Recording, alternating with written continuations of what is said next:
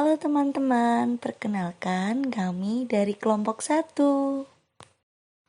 Inilah anggota kelompok kami. Ada Dayat, Noni, Taufik, Tika, dan Diananda. Apa ya yang akan kita bahas? Yang kita bahas pertama, penerapan teori behavioristik, teori sosial kognitif, dan teori konstruktivisme di dalam kelas. Dan yang kedua, penjelasan model-model pembelajaran apa saja yang terbentuk berdasarkan prinsip konstruktivisme. Dan yang ketiga, meningkatkan motivasi para siswa yang ada di kelas dengan gambaran permasalahan yang ada. Teori behaviorisme dan penerapannya di kelas. Teori behaviorisme merupakan stimulus yang sudah dibuat oleh guru agar peserta didik mampu mengulangi atau berperilaku sesuai dengan apa yang diharapkan oleh guru. Pemberian stimulus dilakukan secara berulang, sehingga terjadi pembiasaan yang sesuai dengan tujuan pembelajaran. Penerapannya di kelas. 1. Guru harus menyusun materi atau bahan ajar secara lengkap, dimulai dari materi sederhana sampai kompleks. 2. Guru lebih banyak memberikan contoh berupa instruksi selama mengajar. 3. Saat guru melihat ada kesalahan, baik pada materi maupun pada siswa, maka guru akan segera memperbaiki. 4. Guru memberikan banyak drilling dan latihan agar terbentuk perilaku atau pembiasaan seperti yang diinginkan. 5. Evaluasi berdasarkan perilaku yang terlihat.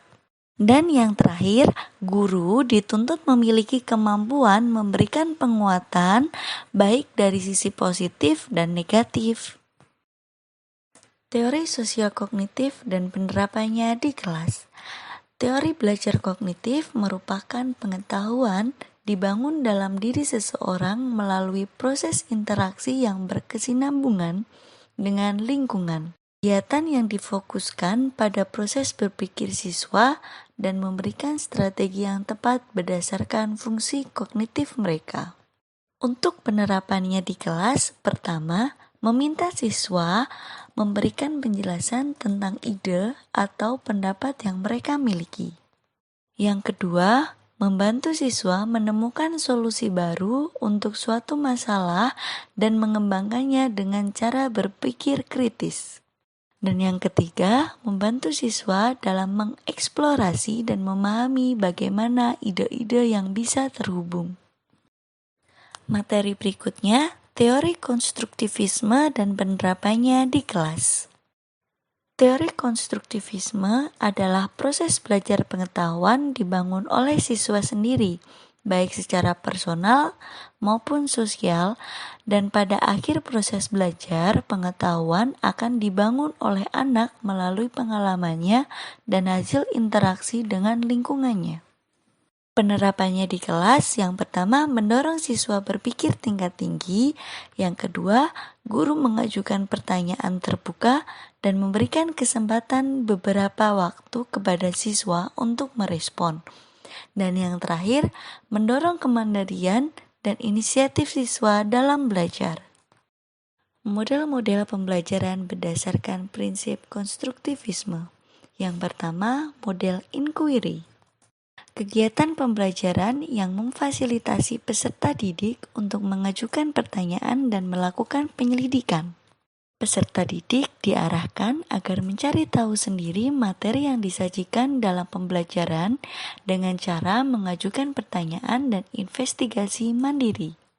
Langkah-langkah model pembelajaran inquiry, yang pertama, orientasi, yang kedua, merumuskan masalah, ketiga, merumuskan hipotesis, keempat, mengumpulkan data, kelima, menguji hipotesis, dan yang terakhir, merumuskan kesimpulan. Yang kedua, model problem-based learning. PBL merupakan suatu pendekatan pembelajaran di mana siswa dihadapkan pada masalah autentik atau nyata sehingga diharapkan mereka dapat menyusun pengetahuannya sendiri, menumbuh kembangkan keterampilan tingkat tinggi dan inquiry, memandirikan siswa dan meningkatkan kepercayaan dirinya. Sintaknya yang pertama, orientasi peserta didik pada masalah. Yang kedua, mengorganisasikan peserta didik untuk belajar. Yang ketiga, membimbing penyelidikan, individu maupun kelompok. 4. Mengembangkan dan menyajikan hasil karya. Dan yang terakhir, menganalisis dan mengevaluasi proses pemecahan masalah. Model yang ketiga yaitu project-based learning. Project-based learning merupakan metode belajar yang menggunakan masalah sebagai langkah awal, lalu mengumpulkan serta mengintegrasikan pengetahuan baru sesuai pengalamannya dalam bentuk aktivitas atau kegiatan yang nyata. Sintak project-based learning yang pertama, menyiapkan pertanyaan atau penugasan tugas proyek. Kedua, mendesain perencanaan untuk proyek perencanaan. Ketiga, menyusun jadwal pelaksanaan penyelesaian proyek. 4. Memonitor siswa dan progres dari proyeknya. 5. Menguji hasil. Dan yang terakhir, mengevaluasi pengalaman. Meningkatkan motivasi siswa. Tania berumur 7 tahun yang memiliki kemampuan rendah dan keinginan rendah untuk sukses. Kami memberikan cara dengan berusaha melakukan pendekatan kepada Tania.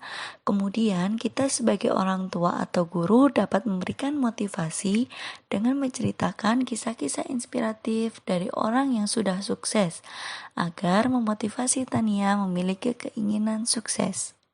Kasus yang kedua, Samuel berumur 10 tahun yang memiliki rasa takut akan kegagalan atau pesimis, yaitu dengan menceritakan contoh kasus orang-orang yang dulunya mengalami kegagalan setelah mencoba terus-menerus dan tidak menyerah, akhirnya orang-orang itu dapat berhasil dan sukses. Tingkatkan motivasi siswa. Sandra 13 tahun yang terlalu tenang di kelas dan meremehkan keterampilan. Kami memberikan cara dengan mengajak berdiskusi bersama, tanyakan alasan Sandra bersikap seperti itu, lalu kita dapat mencari alternatif atau solusi untuk memotivasi Sandra agar dapat aktif di kelas dan tidak meremehkan keterampilan. Misalnya, saat pembelajaran di kelas, guru dapat menggunakan metode dan model pembelajaran yang menarik. Kasus berikutnya, Robert 10 tahun yang memiliki minat sedikit untuk bersekolah.